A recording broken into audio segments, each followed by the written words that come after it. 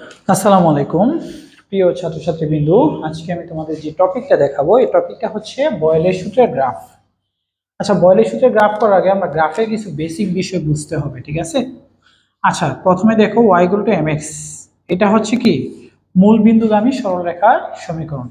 আচ্ছা, এবার দেখো তো মূল বিন্দুগামী সরলরেখার সমীকরণটা কেমন হবে। এটা যদি x অক্ষ হয়, এটা যদি y অক্ষ হয়, তাহলে মূল বিন্দুগামী সরলরেখার সমীকরণটা হবে এটা, ঠিক আছে?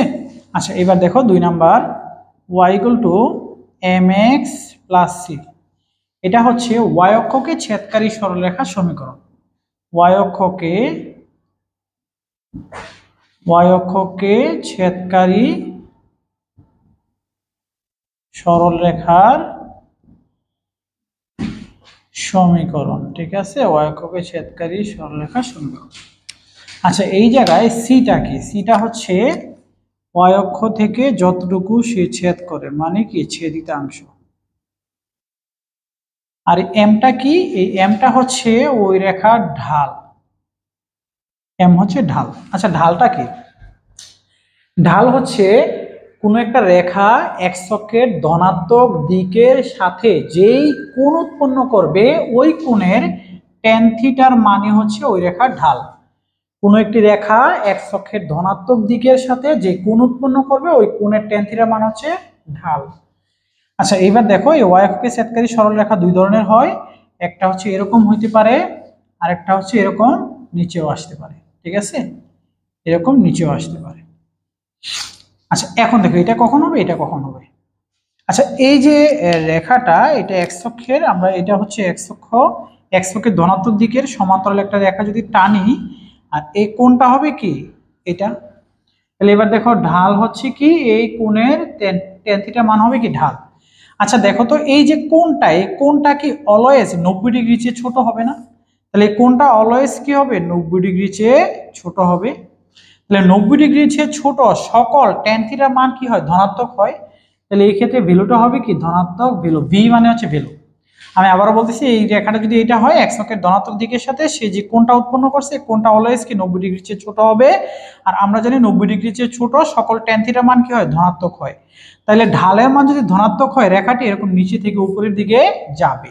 আর এই যে অংশটুকু এটা হবে কি সি, ছেদিতাংশ সি। আচ্ছা, এবার দেখো এই ক্ষেত্রে আমরা যদি এটা হচ্ছে এক্স অক্ষ, এক্স অক্ষের সমান্তরাল একটা রেখা টানি, এই রেখার সাথে সে যে কোণ উৎপন্ন করবে এটা হবে এই থিটা কোণ। আচ্ছা, এই ক্ষেত্রে দেখো থিটা কোণ অলওয়েজ কি, এটা কিন্তু থিটা কোণ, হ্যাঁ, এই ক্ষেত্রে অলওয়েজ থিটা কোণ কি 90 ডিগ্রি চেয়ে বড় হবে। এই ক্ষেত্রে থিটা কোণ কি 90 ডিগ্রি চেয়ে বড় হবে।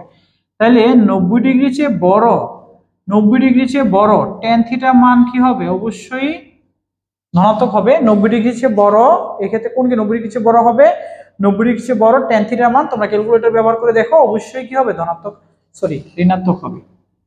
90 ডিগ্রি চেয়ে বড় সকল ট্যান থিটার মান কি হয় ঋণাত্মক হয়।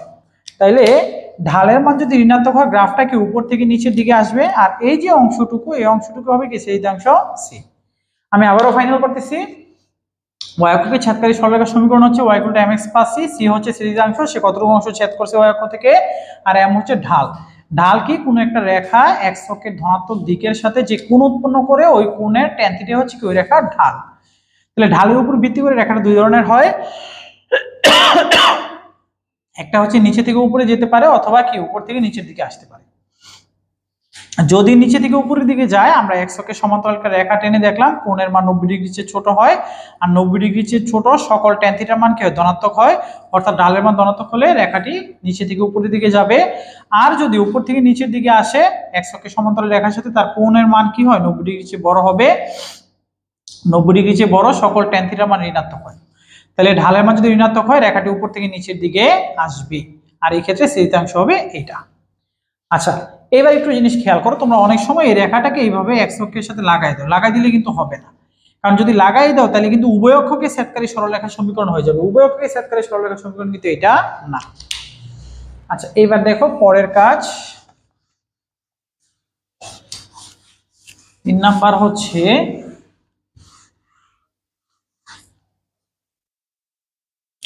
আমাদের লাগবে অধিবৃত্তের সমীকরণ।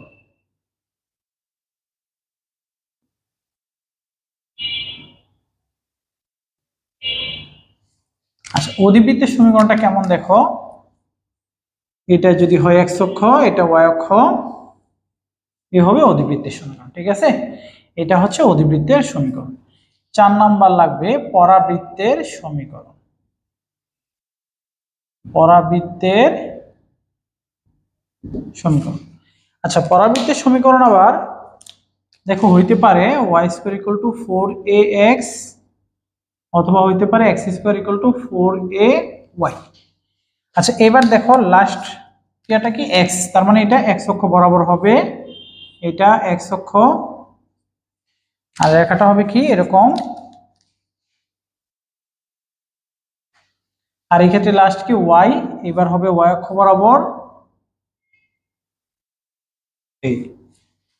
ঠিক আছে। আচ্ছা, এইবার একটু শোনো, আমরা কেমিস্ট্রিতে সাধারণত তাপমাত্রা, চাপ, আয়তন, মোল সংখ্যা এই বিষয়গুলো নিয়ে আমরা গ্রাফ আঁকবো। আচ্ছা দেখো তো, চাপ, আয়তন, তারপর মোল সংখ্যা, এগুলো তো অলওয়েজ ধনাত্মক মান নিয়ে কাজ করতে হবে। তাহলে ধনাত্মক মান নিয়ে যদি আমরা কাজ করতে হয়, আমাদের গ্রাফগুলো কি ধনাত্মক অংশে হবে। তাহলে এটা কিন্তু ওয়াই প্রাইম, এটা কিন্তু এক্স প্রাইম, তাহলে এই ওয়াই প্রাইম অর্থাৎ ঋণাত্মক অংশের গ্রাফ তো আমাদের ক্ষেত্রে গ্রহণযোগ্য হবে না। তাহলে যদি Y square equal to 4x থাকে, তাহলে আমাদের এই অংশটুকু আঁকলেই কি হয়ে যাবে, এবং আমাদের এই ক্ষেত্রেও কি এটা ঋণাত্মক অংশের গ্রাফ কি আমাদের প্রয়োজন নাই। যদি x square equal to 4ay হয়, তাহলে কি শুধুমাত্র এই অংশটুকু আঁকতে পারলেই কি আমাদের গ্রাফের কাজ কমপ্লিট হয়ে যাবে। এই হচ্ছে আমাদের গ্রাফের বেসিক বিষয়গুলো, আমাদের মূলবিন্দুগামী সরলরেখার সমীকরণ, ওয়াই অক্ষকে ছেদকারী সরলরেখার সমীকরণ, অধিবৃত্তের সমীকরণ, পরাবৃত্তের সমীকরণ। এই যে 4টা বিষয়, এই 4টা বিষয় খেয়াল রাখতে পারলে কিন্তু আমাদের গ্রাফের টোটাল কেমিস্ট্রিতে সকল গ্রাফের কাজ কমপ্লিট হয়ে যাবে। এইবার আরেকটা বিষয় খেয়াল করো, তারপর আমরা বয়েলের সূত্রে গ্রাফ আঁকা শুরু করব। এটা হচ্ছে খুবই ইম্পর্টেন্ট কথা। আমাদের গ্রাফের মধ্যে বলা থাকে এরকম যে বি বনাম পি গ্রাফ, বি বনাম পি গ্রাফ এরকম বলা থাকতে পারে। এই বনামের আগে যে অংশটা থাকবে, এই অংশটা হবে ওয়াই অক্ষ বরাবর, এটা খুবই ইম্পর্টেন্ট কথা কিন্তু। আর বনামের পরে যে অংশটা থাকে, এটা হবে এক্স অক্ষ বরাবর, এটা খেয়াল রাখবা। বনামের আগের যে অংশটা এটা হবে ওয়াই অক্ষ বরাবর, বনামের পরে যে অংশ এটা হবে কি এক্স অক্ষ বরাবর।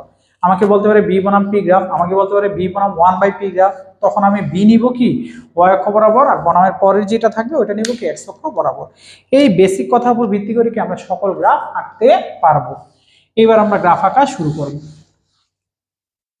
দেখো, আমরা প্রথম যে গ্রাফটা আঁকবো, প্রথম গ্রাফটা বলা হইলো বি বনাম পি গ্রাফ, বি বনাম পি গ্রাফ। ঠিক আছে। আচ্ছা, আমরা আগেই জানি বনামের আগের অংশ দিব কোথায়, ওয়াই অক্ষ বরাবর, আর বনামের পরের অংশ দিব কি এক্স অক্ষ বরাবর। এবার আমরা ইকুয়েশনটা লিখি। আমাদের ইকুয়েশন বয়েলের সূত্র কি, বি সমানুপাতিক 1/p, বা বি ইকুয়াল টু কি কে 1/p, বা আমরা যদি পি কে এই পাশে নিয়ে আসি, পি ভি ইকুয়াল টু কি কে। এবার দেখো ভি কোন অক্ষ বরাবর, এক্স অক্ষ বরাবর, তার মানে সরি ওয়াই অক্ষ বরাবর, তার মানে বি মানে কি ওয়াই এর একটা মান হবে, পি এক্স অক্ষ বরাবর, পি মানে কি এক্স এর একটা মান, আর কে কে আমরা ধরি সি।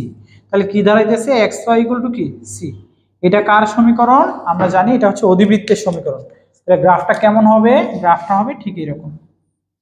এবং আমরা জানি বয়েলের সূত্রে কি স্থির থাকে, তাপমাত্রা স্থির থাকে, তাহলে এই ক্ষেত্রে কি তাপমাত্রা স্থির হবে। ঠিক আছে। আচ্ছা, এ হচ্ছে একটা বিষয়। আমরা আরেকটা বিষয় আমাদের একটু জানতে হবে, চার্লসের সূত্র। একটু বেসিক একটা কথা আমাদের কাজে লাগবে, সেটা হচ্ছে চার্লসের সূত্র।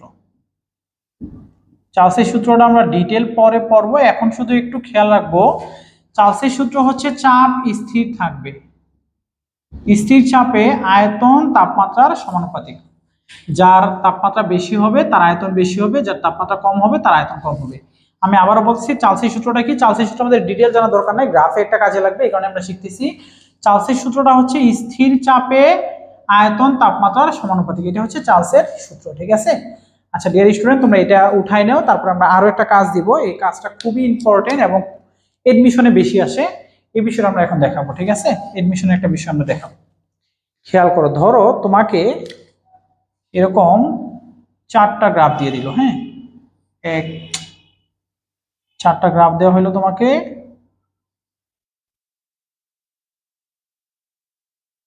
এটা হচ্ছে T1, T2, T3, T4।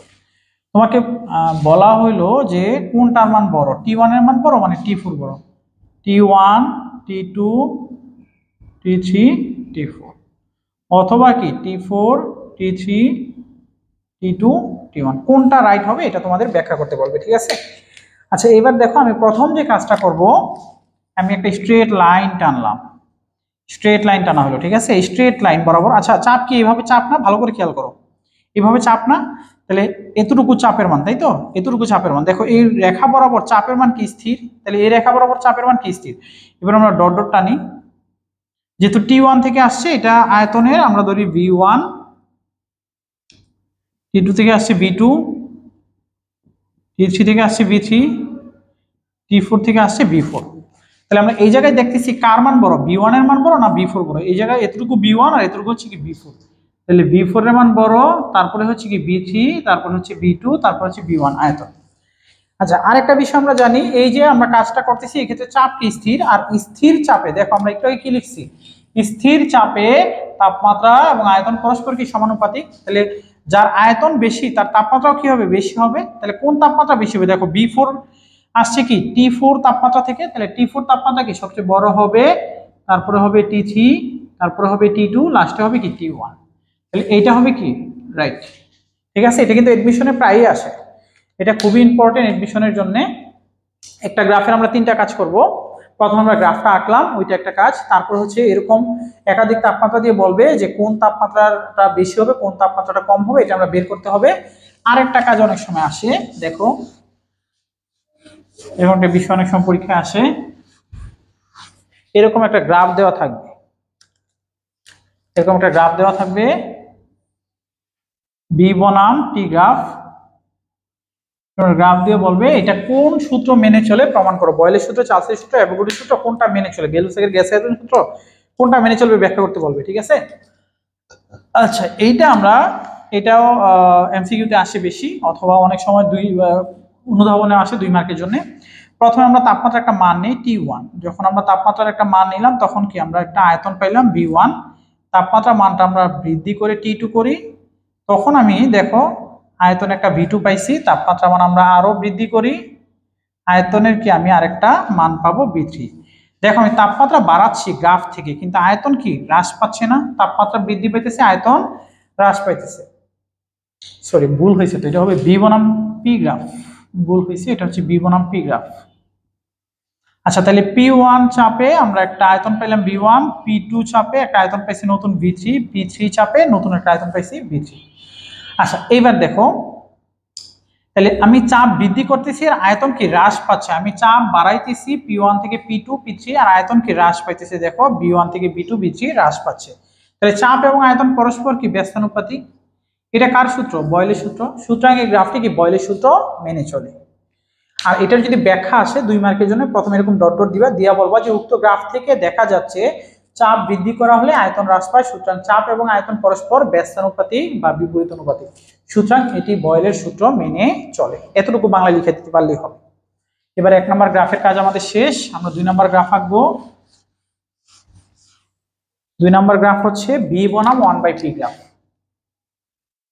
B বনাম 1/P গ্রাফ। খেয়াল করো আমরা প্রথমেই এটা এঁকে নেই, এদিকে আমরা রাখবো B, এদিকে রাখবো 1/P। এবার আমরা ইকুয়েশনে যাব, আমাদের বয়েলের সূত্র কি, V সমানুপাতিক 1/P বা V ইকুয়াল টু কি K 1/P। এবার দেখো B আছে কি y অক্ষ বরাবর, V মানে y এর একটা মান, শুধু P না 1/P, কিন্তু 1/P আছে x অক্ষ বরাবর, এটা কি x এর একটা মান, আর K কে আমরা ধরি ঢাল M, তাহলে দাঁড়াইতেছি কি y ইকুয়াল টু mx। এটা হচ্ছে কি মূলবিন্দুগামী সরলরেখার সমীকরণ। তাহলে এবার দেখো মূলবিন্দুগামী সরলরেখার সমীকরণটা আমাদের কি হবে, এই হবে মূলবিন্দুগামী সরলরেখার সমীকরণ। এক্ষেত্রে কি তাপমাত্রা স্থির। আচ্ছা আমি একটু ডট ডট দিছি, ডট ডট দেওয়ার অর্থ হচ্ছে আমি যদি এই জায়গা থেকে গ্রাফটা হইতো তাহলে কিন্তু আয়তন শূন্য হইতো, কিন্তু কোনো গ্যাসের আয়তন কি শূন্য হয় না, এই কারণে গ্রাফটাকে আয়তনের একটা মান থাকবে, তারপরে গ্রাফটা শুরু হবে। আর এই গ্রাফটাকে যদি আমরা ডট ডট দিই তখন দেখা যাবে মূল বিন্দুতে এসে মিলিত হইতেছে। এই বিষয়গুলো তোমরা আগে থেকে ক্লিয়ার। আচ্ছা এটা গেল একটা বিষয়, তারপরে আমরা এটা মুছে ফেলবো। আমরা এটা কাজ কিন্তু শেষ, সেকেন্ড কাজ আমরা করে দিচ্ছি, ঠিক আছে। সেকেন্ড কাজ দেখো, যদি একাধিক তাপমাত্রা থাকে এরকম, এটা ধরো T1 T2 T3। সেম আমরা আগের মতো কাজ করবো, একটা স্ট্রেট লাইন টানবো, স্ট্রেট লাইন টানার পরে স্ট্রেট লাইন বরাবর কি স্থির, 1/p স্থির। আর আমরা জানি 1/p, যেহেতু p হচ্ছে চাপ তাহলে 1/p ও তো চাপ, p যেহেতু চাপ তাহলে 1/p ও কি চাপই তো আছে, তার মানে এই রেখা বরাবর কি চাপ স্থির। এবং আমরা ডট ডট টানি, এটা যেহেতু T3 থেকে এটাকে আমরা ধরি B3, এটা যেহেতু T2 থেকে আসছে এটাকে ধরি B2, এটা যেহেতু T1 থেকে আসছে এটা ধরি B1। তাইলে আমরা গ্রাফে দেখতেছি কে বড়, B3 সবচেয়ে বড়, তারপরে হচ্ছে B2, তারপরে হচ্ছে B1। আর চাপ যদি স্থির থাকে B সমানুপাতিক T, এটা কার, চার্লসের সূত্র। তাহলে যেহেতু B3 বড় তাহলে কে বড় হবে, T3 বড় হবে, তারপরে হবে T2, তারপরে হবে T1। ঠিক আছে, এবার লাস্ট কাজ, আমাদের লাস্ট কাজটা কেমন হবে, আমরা B বনাম 1/t একটা গ্রাফ আঁকলাম। আমাদেরকে বললো b বনাম 1/p হবে গ্রাফটা, আমাদেরকে বললো এই গ্রাফটা কোন সূত্র মেনে চলে ব্যাখ্যা করতে বললো। এবার দেখো আমি 1/p1 একটা মান নিলাম, আমি b1 এর একটা মান পাবো, 1/p2 আর একটা মান নিলাম, আমি b2 পাবো।